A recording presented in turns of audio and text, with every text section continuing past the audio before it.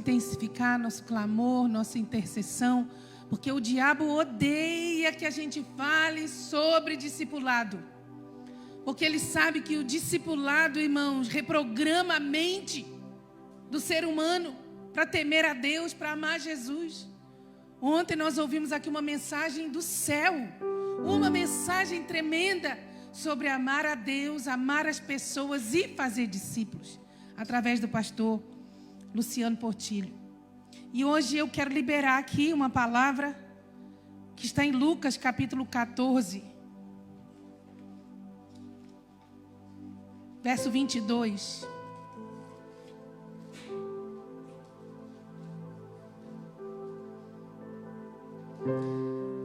Depois lhe disse o servo: Senhor, feito está como mandaste, e ainda há lugar. Vou repetir. Depois lhe disse o servo: Senhor, feito está como mandaste, e ainda há lugar. Irmãos, Jesus aqui em Lucas capítulo 14, ele está lá na região da Galileia. Muito provavelmente Jesus estava lá em Cafarnaum, a sua cidade. Jesus morava mais em Cafarnaum, não é? Muito estratégico. Jesus, ele era um estrategista. E Cafarnaum ainda hoje não é? Fica na Via Maris. Então ali era passagem, né? Para o Ocidente, para o Oriente. E Jesus, então, ele morou mais lá em Cafarnaum. E 75% mais ou menos dos milagres que Jesus realizou, eles foram feitos lá em Cafarnaum, né? Especialmente a sogra de Pedro, quando estava enferma, Jesus a cura. E ela levanta-se logo e começa a servir Jesus e os discípulos. Então Jesus está lá e de repente era sábado e chega um homem hidrópico. E Jesus curou aquele homem hidrópico. E talvez você pense assim, mas o que é um hidrópico? Quem trabalha aí nas obras, nas engenharias, sabe o que é o hidrópico, não sabe, gente? O que é hidrópico? Hidro tem a ver com água. Não era o canalizador. Não, Ana, era um homem inchado. O homem estava muito inchado. Hidrópico é uma pessoa muito inchada que está perdendo ar e pode ter um infarto a qualquer momento, ou um AVC, não é? Pode morrer de um mal súbito. Então Jesus ali, ele curou aquele homem num sábado, e os fariseus todos ficaram olhando para ele naquela sinagoga, e aí Jesus sabia o que eles estavam a pensar, e fez a pergunta: é lícito curar no sábado? E eles ficam olhando. E Jesus diz assim: mas se o boi de vocês cair no poço, se o jumento de vocês cair no poço, ou se um filho de vocês cair no poço, vocês não vão lá tirá-lo só porque é sábado? Eles eram muito hipócritas, não é?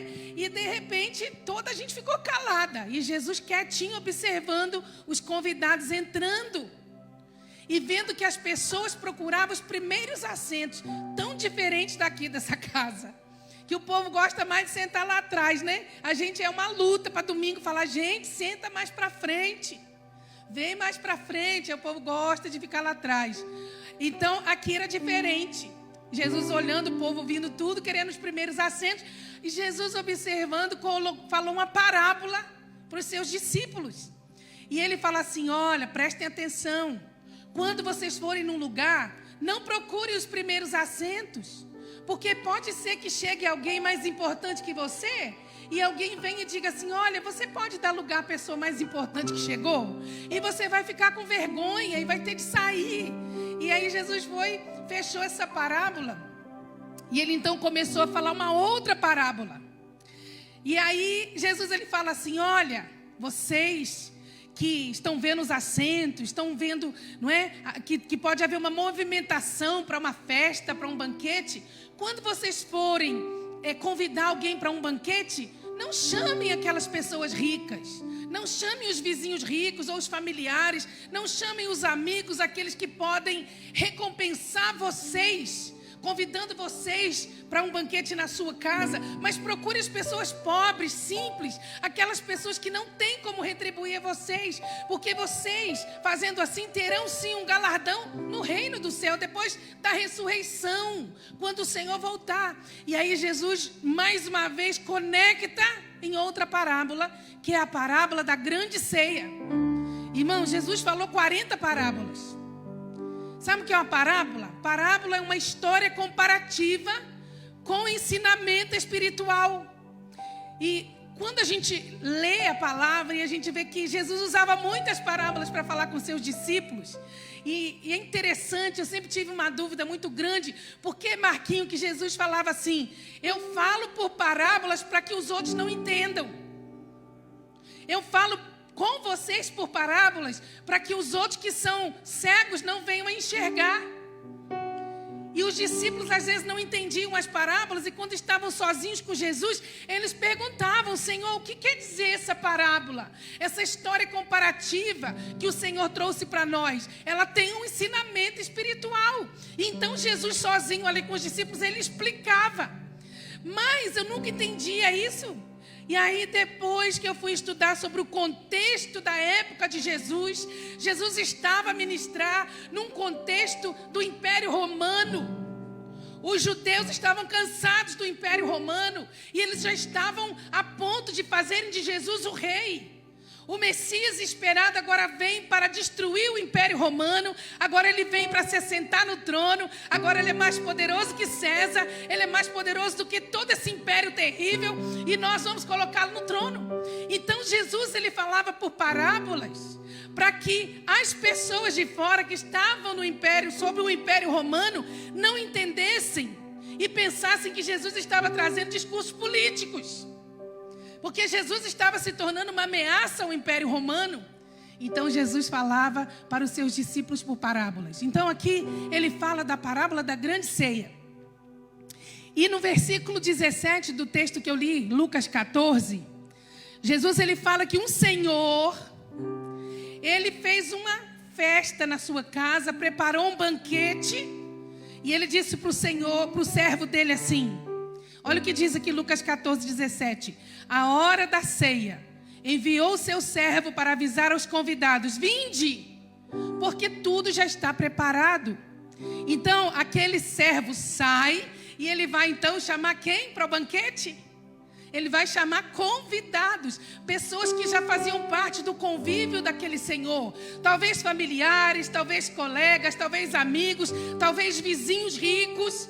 Chamem lá os meus convidados. Mas o texto fala aqui, olha, no verso 18, não obstante, cada um deles todos começou a dar desculpas.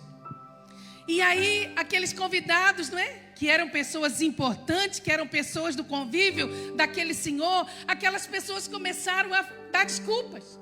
E um deles, olha a desculpa. No versículo 18, comprei um campo e preciso ir vê-lo. Rogo-te que me tenhas por escusado. Ou seja, esse aqui estava preso aos cuidados dessa vida.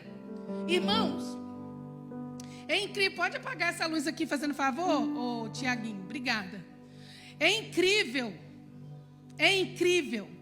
como hoje é isso aqui que nós vemos. A palavra do Senhor é atemporal. Em todas as gerações nós vemos as mesmas coisas se repetindo. Por isso disse Salomão, não há nada novo debaixo do sol. Porque esses convidados aqui, eles disseram, nós não temos tempo para ir na casa do Senhor. Nós não temos tempo porque nós estamos muito ocupados. Nós estamos a trabalhar. Quantas vezes nós ouvimos as pessoas que são parte da igreja, são parte da casa do Senhor, mas quando o Senhor chama, venham porque tudo já está preparado, o que nós ouvimos? Eu tenho de trabalhar, eu não tenho tempo. Olha, eu trabalho até tarde, eu não consigo me organizar, eu tenho prioridades, eu tenho contas a pagar, não é? Essas respostas aqui, irmãos, não são só dadas pelas pessoas que não conhecem Jesus. Muitas das pessoas que conhecem a Jesus, elas também dão desculpas. Não vou porque eu tenho de trabalhar. E olha, outros deram outras desculpas. No verso 19, Disse um assim: comprei 5 juntas de bois e vou experimentá-las. Logo, eu rogo-te que me tenhas também por escusado. Ou seja, esse aqui disse mais ou menos assim: eu tenho de ganhar dinheiro. Ninguém vai pagar minhas contas.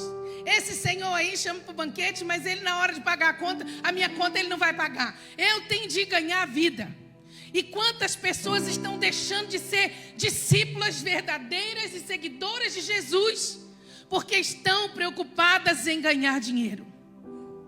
Outro dia, uma irmã falou para mim assim: pastora, ore pela minha filha. Ela já não vai mais à igreja porque ela só pensa em ganhar dinheiro. E ela disse: eu não sei a quem essa menina puxou. Ela só pensa em ganhar dinheiro. Irmãos, e quantas vezes são as respostas que nós ouvimos quando chamamos alguém para se envolver na célula, para se envolver no discipulado, para se envolver no evangelismo, para se envolver em alguma coisa no reino de Deus. Eu não posso porque eu tenho coisas mais urgentes a fazer. E agora olha o terceiro aqui, no versículo 20. Outro disse: casei-me, por isso não posso ir. Esse aqui até deu uma desculpa que parece ser legítima. Eu me casei e agora eu tenho de cuidar da minha esposa. Agora eu tenho de cuidar da minha casa. Agora eu tenho de cuidar da minha família. Mas essa desculpa o Senhor não aceita também. Por quê? Porque não há relacionamento, não há casamento, não há família, não há nada que nós possamos colocar, irmãos, acima do Senhor, que vai ser aceito pelo Senhor. O Senhor não aceita essa desculpa. E quantas pessoas se casam e elas somem da igreja, elas somem do discipulado, elas somem da célula, elas somem da oração. Eu agora casei, tenho que pagar as contas da casa. Agora eu casei, tenho de sair com o marido, com a esposa. Agora eu casei. E aí vão deixando o Senhor de lado. Aí o que o Senhor faz? O Senhor diz assim, no versículo 24: porque vos declaro que nenhum daqueles homens que foram convidados provará a minha ceia. Tem muita gente aí que tem Jesus, que diz que tem Jesus, mas está fugindo da vinha, está fugindo da seara, está fugindo do discipulado, do custo do discipulado, do preço do discipulado, e está achando que está agradando a Deus com seu estilo de vida. Mas o Senhor está dizendo: aqueles que não têm tempo para mim, aqueles que dizem que tudo mais é urgente, esses não provarão da minha ceia no meu reino. E agora? Agora ele chama o servo de novo. Tudo já está preparado, a festa já está pronta, o banquete já está pronto. E agora? Agora vão chamar lá, vai lá chamar os pobres, aleijados, os coxos, os cegos, os pobres. Aqui no versículo 21 diz assim: voltando o servo, tudo contou ao seu senhor. Então, irado, o dono da casa disse ao seu servo: sai depressa para as ruas e becos da cidade e traze para aqui os pobres, os aleijados, os cegos e os coxos. E aí o servo sai e começa a trazer os cegos, os coxos, os aleijados, os pobres. E aí a casa fica quase cheia. Diga comigo: quase cheia. Mas ainda havia lugar. Ainda havia lugar. Porque olha aqui, no versículo 23, respondeu-lhe o Senhor: sai pelos caminhos e atalhos e obriga a todos a entrar, para que fique cheia a minha casa. Por quê? Porque ele trouxe todos os pobres aleijados, não é? Mas ainda havia lugar. E o Senhor da casa queria casa cheia. Diga assim: o Senhor quer a casa cheia. Mais uma vez, o Senhor quer a casa cheia. E aí ele olha para aqueles que vieram, não é? Que aquele servo trouxe, mas não era suficiente, porque ele não só queria dar um banquete, ele queria casa cheia. E ainda havia lugar. E o servo disse: Senhor, eu fiz como tu mandaste, eu trouxe todos, mas ainda há lugar. Então volta lá. E agora vai, olha, diz aqui: sai pelos caminhos e atalhos e obriga a todos a entrar.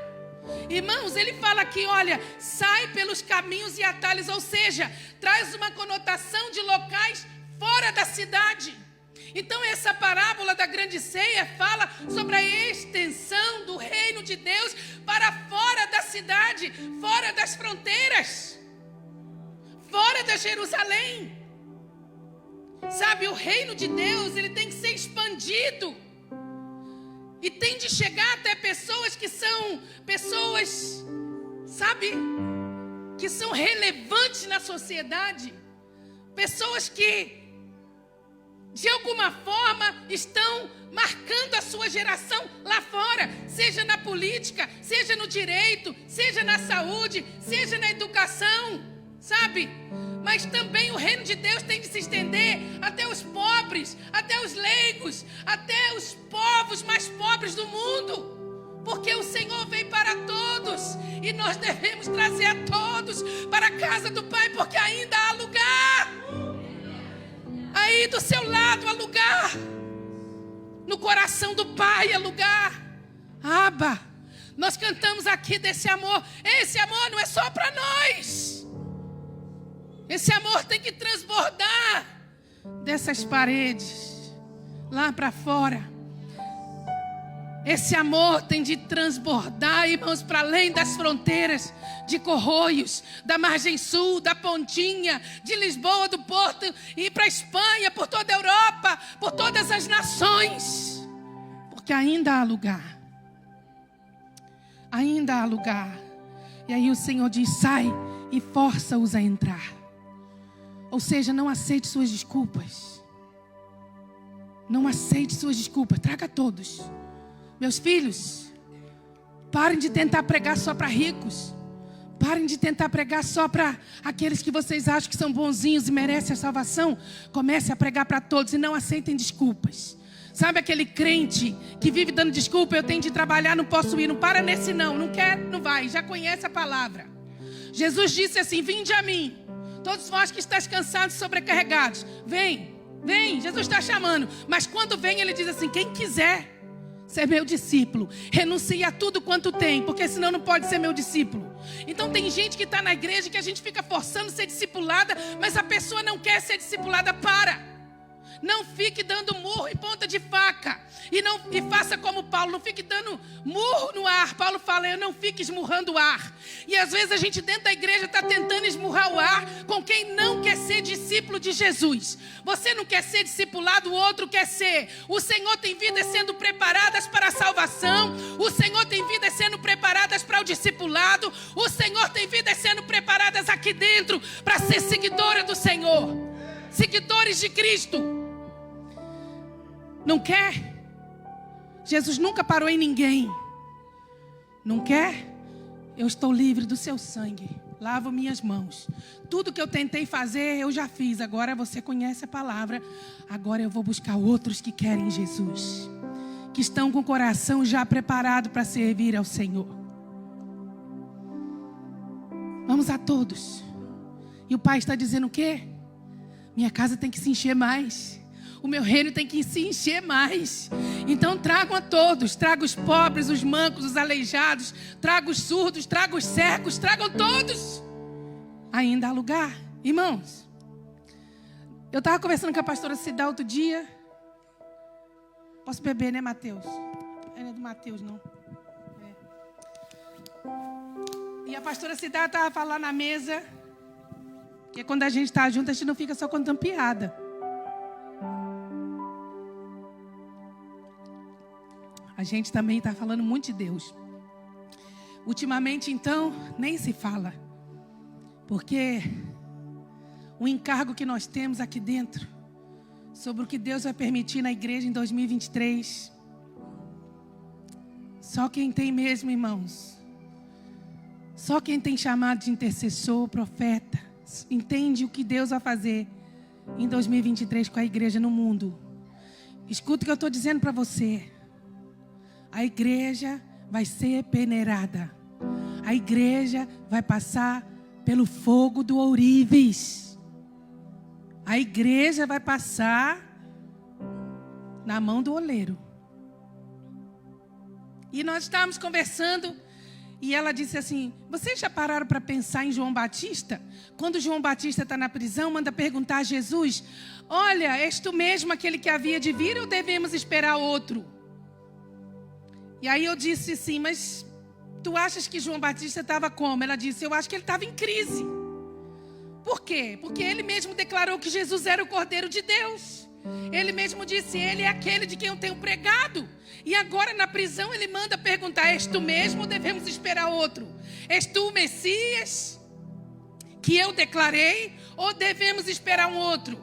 E aí a pastora Cida ainda disse, pois é, imagina, ele estava na atividade, no dinamismo do seu ministério, lá no deserto da Judéia, pregando, batizando, pessoas se convertendo, não é? E de repente agora ele é preso, e agora ele não tem como controlar a sua vida, agora ele não tem como fazer nada.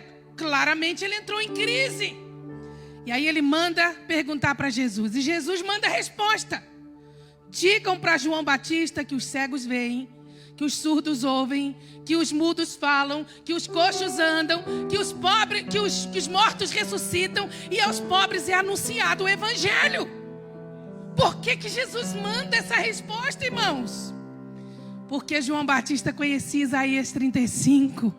A palavra do Senhor, Isaías 35, diz assim, do verso 4 a 6, dizei aos desalentados de coração, sede forte, não temais, eis que o vosso Deus, o Messias, ele vem e vos salvará. Então se abrirão os olhos dos cegos, se desimpedirão os ouvidos dos surdos, os coxos saltarão como cervos, e a língua dos mudos cantará. Então Jesus disse, vai lá e fala que eu sou sim o cumprimento daquela profecia que ele conhece. Os surdos ouvem, os cegos veem, os mudos falam, os coxos andam, e aos pobres é anunciado o evangelho. Irmãos, essa é também a nossa missão. Jesus fez a missão dele, e agora a hora de abrir os olhos dos cegos é nossa.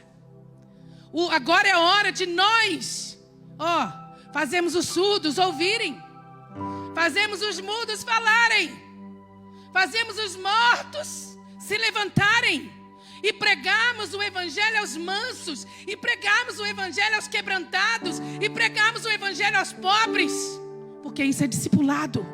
Isso é discipulado. No discipulado, aquele que é cego passa a enxergar, aquele que é surdo passa a ouvir, aquele que é morto passa a viver. No discipulado, irmãos, aquele que não tem esperança, ele recobra a esperança, porque algo dentro dele é ativado.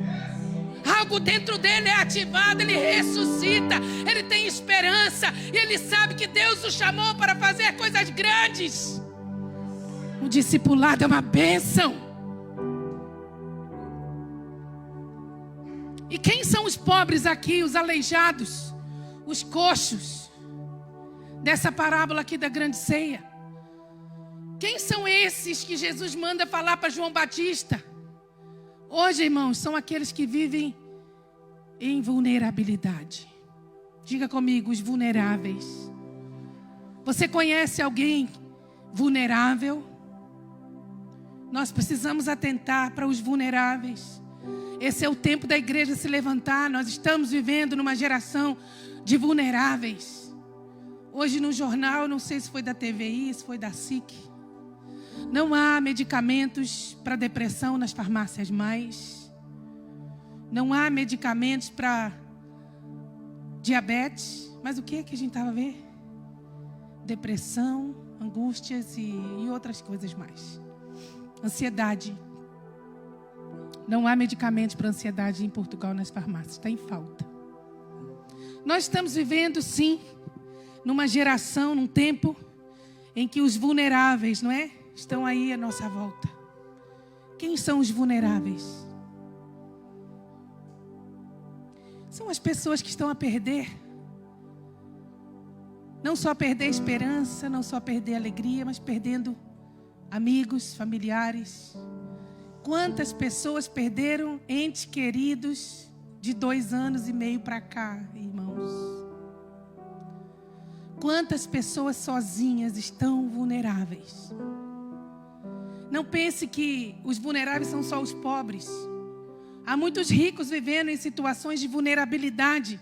Você que trabalha, você que tem patrão, patroa, você que tem um chefe e que lida um pouquinho na vida diária dessas pessoas, você vê a vulnerabilidade dessas pessoas. Quantos ricos não têm paz? Quantos ricos não têm alegria? Quantos ricos estão vivendo debaixo do medo, do pânico? Quantos estão sofrendo por problemas familiares, divórcio, viuvez, traição? Aí a gente pensa, mas os vulneráveis são só os pobres. Não! Foi na casa de um homem rico chamado Zaqueu que Jesus disse o quê? O Filho do Homem veio buscar e salvar o que se havia perdido. Há muito rico que está perdido. Está vivendo em vulnerabilidade, sofrendo com problemas financeiros, sofrendo porque estão buscando a Deus e não encontram. Irmãos, nós precisamos abrir nossos olhos. Nós precisamos deixar Deus nos usar para abrirmos os olhos dos cegos, para darmos,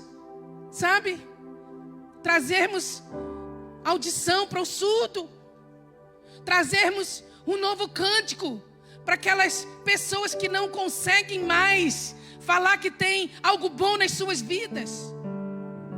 Pessoas vulneráveis, sem contar, irmãos, que nós estamos vivendo na geração que tantas pessoas estão. Outro dia nós oramos aqui na intercessão por pessoas que estão vivendo debaixo de escravidão, da escravidão moderna. Quantas pessoas estão aqui perto de nós, mas não têm seus passaportes? Porque quem trouxe agora diz: se você não me pagar o que deve, você não vai ter seu passaporte. E aí a pessoa trabalha de graça, muitas vezes vivendo em condição subhumana, ganha uma miséria, às vezes nem tem o que comer dentro de casa, às vezes não tem um lugar para esticar o seu corpo, para descansar. Estão vivendo debaixo de escravidão moderna. Quantas pessoas nós conhecemos que estão passando fome à nossa volta? É só a gente sair um pouquinho de casa, irmãos. É só a gente sair da nossa zona de conforto um pouquinho, que nós vamos ver quantas pessoas estão aí passando fome. Quantas pessoas idosas nessa nação não têm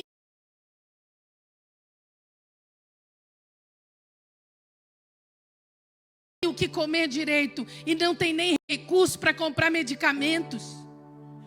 Quantos idosos passando frio. Eu tenho orado por esse inverno, que dizem que vai ser o pior inverno dos últimos anos. Quantos sem-abrigos nas ruas passando frio, padecendo necessidade. São pessoas vulneráveis.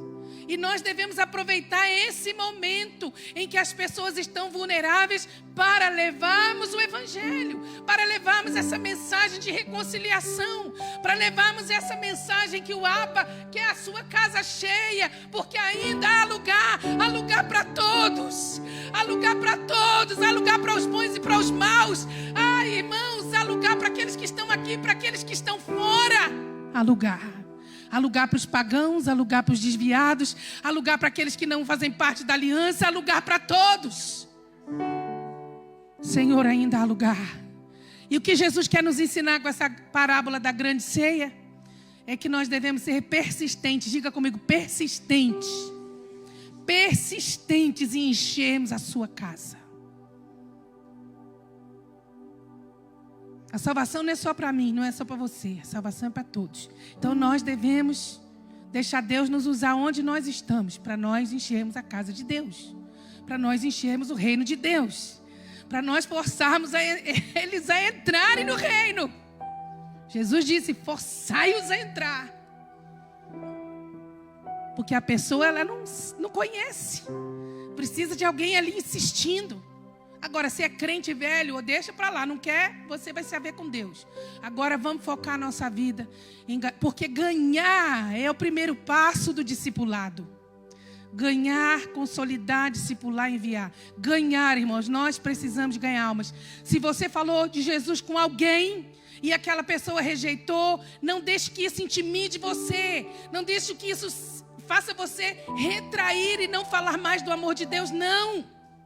Um não quer, mas o outro vai querer. Um está com os olhos fechados, mas o outro já está com os olhos abertos. Vamos falar a todos do amor de Deus, porque a Bíblia diz que quem ganha almas, sábio é. Então nós precisamos de saber que o discipulado, ele começa com ganhar almas. E nós vamos para os confins da terra. Eu estou aqui com os brincos da África. Acho que ganhei na Guiné. Acho que foi, né, Rose? Alguém me deu lá na Guiné. E aí eu coloco o brinco que eu ganhei da Guiné, mas é o mapa da África e eu lembro de orar pela África. Aí estou aqui com o anel da Jordânia. Essa pedrinha aqui, Eduardo me deu lá na Jordânia esse anel. A pedra chama-se Aventurine Azul. Só tem na Jordânia. E aí toda vez que eu uso, eu amei esse anel. Eu só tenho vontade de usar ele. Ele é muito lindo. Mas foi baratinho, viu, irmãos? Não foi caro, não. Para falar isso, não pensa que a gente tá rico, né? Ou vai lá para Jordânia e compra aquele anel e tal. Não. Mas eu sei que nem a rainha de Sabá tinha um anel como esse, viu? É lindo mesmo. E aí eu lembro de orar pela Jordânia. Aí esse aqui é lá de Israel. Está escrito que o Senhor te abençoe e te guarde, que o Senhor faça resplandecer o seu rosto sobre ti e tenha misericórdia de ti. Que o Senhor sobre ti levante o seu rosto e te dê a paz. Aí eu lembro de orar por Israel. Aí eu tenho aqui esse fio que eu ganhei do pastor Santiago e da pastora Laís. Tem um coração. Aí toda vez que eu ponho, eu lembro de orar por eles, que são discípulos. A gente pode fazer muitas coisas, irmãos, partindo daqui onde nós estamos, rumo aos confins da terra. Os confins da terra são o alvo final da igreja. Mas não adianta a gente querer ir lá para os confins da terra sem começarmos aqui e agora, ganhando vidas para o Senhor. Ainda há lugar. Todos nós cristãos, nós temos essa missão de trazermos vidas a Jesus. Você sabia que 80%, 90% das pessoas que se convertem a Jesus, elas vêm por intermédio de um amigo ou de um familiar? Quer ver? Quantos aqui se converteram com um folheto que recebeu na rua, uma literatura? Quantos aqui? Levanta a mão. Ninguém estava andando na rua e de repente recebeu um folheto, uma literatura que foi colocado no seu bolso. Não. Quantos aqui se converteram assistindo um programa na televisão? Um programa cristão? Quantos aqui? 0. Quantos aqui vieram a Jesus por intermédio de um familiar ou de um amigo? Levanta bem alto sua mão. Meu Deus! Quase 100%. A estatística aqui diz 80, 90. Aqui dentro é quase 100%. Viu, irmãos? Como funciona? Nós trazemos vidas a Jesus. Sermos intencionais em ganharmos vidas. Eu falei para a pastora Laís ali. Pastora Laís, nós já temos a próxima pregadora do Impact Awake. Aí ela disse, quem, pastora Cindy? Eu falei, olha ali, a Inês. A Inês vai ser a próxima pregadora. O desafio dela já está lançado. É seminarista, né? Está no seminário, está em tudo que é programa da igreja, está servindo ao Senhor, ama Jesus com todo o seu coração. Então, é assíduo à escola dominical. E eu tenho visto Jesus na vida dela, tenho visto ela crescer no Senhor. Então, irmãos, venham no próximo Impact Awake, porque a nossa Inês vai pregar a palavra. E é bonitinho, porque ela já tem um grupo de discipulado dela. Mas ela também faz parte de um grupo de discipulado. E a discipuladora dela foi quem ganhou ela para Jesus. Olha que coisa linda. Não é maravilhoso? Era uma menina que não conhecia Jesus. De repente, a Jordana na escola começa a falar de Jesus. Aí ela vem na igreja. Aí ela aceita Jesus. Foi mais ou menos assim, né, Inês? E aí ela começou a conhecer Jesus. Começou a ser discipulada. Irmãos, o discipulado abre os nossos olhos. Abre nossos ouvidos. Nos dá pernas para nós caminharmos. Se você é parte de uma igreja que você não pode caminhar, que ninguém investe na sua vida, que ninguém vê o seu valor, que ninguém vê que você tem potencial para desenvolver o seu chamado, você não está no lugar certo. Que nós devemos estar num lugar que nos ativa para nós vivermos o que Deus preparou para cada um de nós. Então, louvado seja Deus por essas cadeias, né, de discipulado que nós temos visto aqui na nossa igreja pouco a pouco. Não é um ministério que tem rompido assim de um dia para o outro com multidões e milhares de vidas, não. Porque nós estamos seguindo o caminho mais difícil. Esse discipulado tem custo. Sabe como termina essa parábola aqui de Jesus, irmãos? Lucas 14, 26, termina assim. Lucas 14, de 26 a 27. Se alguém vem a mim e não aborrece quer dizer, ama menos. Se alguém vem a mim e não aborrece ou ama menos a seu pai e mãe e mulher e filhos e irmãos e irmãs e ainda a sua própria vida, amar menos a sua própria vida, não pode ser meu discípulo. E qualquer que não toma a sua cruz e vier após mim, não pode ser meu discípulo. Verso 33. Assim, pois, todo aquele que dentre vós não renuncia a tudo quanto tem, não pode ser meu discípulo. O sal é certamente bom. Caso, porém, se torne insípido, como restaurar-lhe o sabor? Nem presta para a terra, nem mesmo para o monturo. Lançam-no fora, e quem tem ouvidos para ouvir, ouça. É o custo do discipulado. Então, nós vimos aqui que a parábola da grande ceia nada mais é do que um chamado ao discipulado, não é? E o discipulado começa onde, irmãos? Ganhar vidas para Jesus. Ganhar, vamos declarar, ganhar, consolidar, discipular e enviar. Quantos aqui querem realmente ser discípulos de Jesus? Então você vai procurar seus líderes de célula. Você vai procurar seus discipuladores. E você vai falar, sabe o quê? Conta comigo porque eu quero ser um discipulador. Eu quero discipular alguém como eu estou sendo discipulado. Não pode discipular se não está sendo discipulado.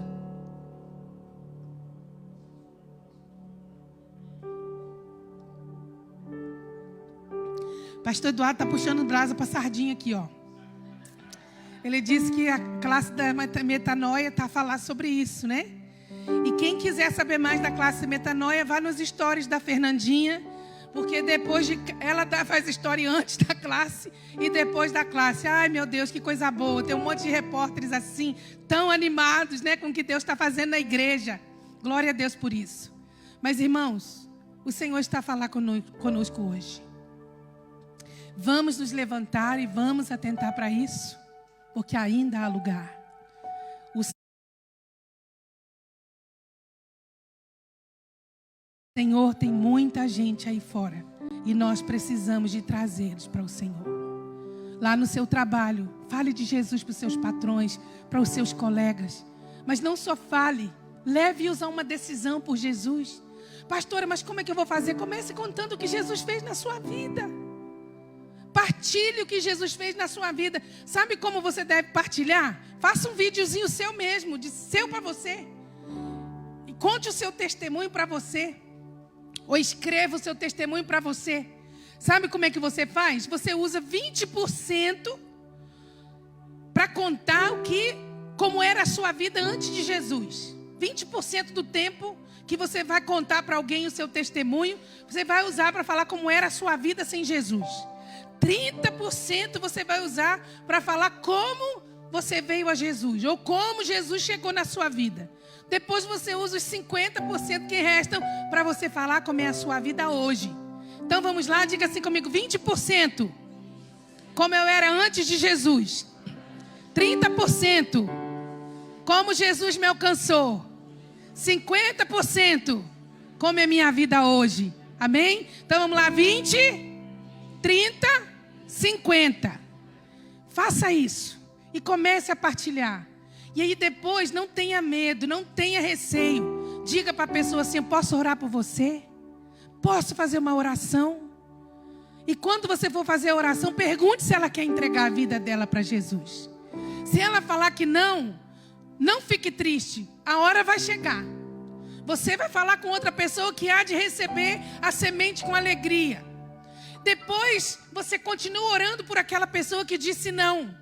E aí você vai ser simpático, você vai dar uma prenda, dar uma literatura, dar uma Bíblia. Faça um investimento de amor na vida dela ore por ela, seja agradável e convide ela para ir na sua célula.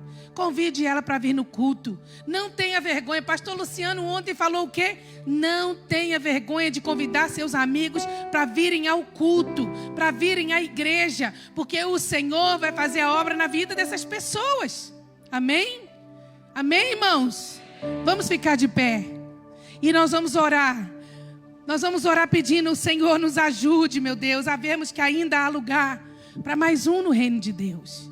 Ainda há lugar para mais um pescador de homens. Ainda há lugar, não é? Para mais um missionário, para mais um pastor.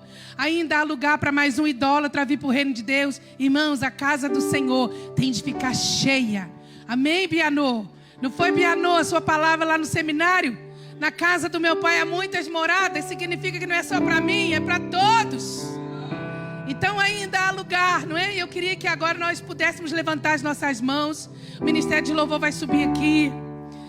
E você que está em casa, nós queremos abençoar a sua vida. E amanhã nós estamos aqui às 10h30 com o pastor Rubem Melo. Vai ser uma bênção tremenda. Que Deus abençoe você em nome de Jesus. Levanta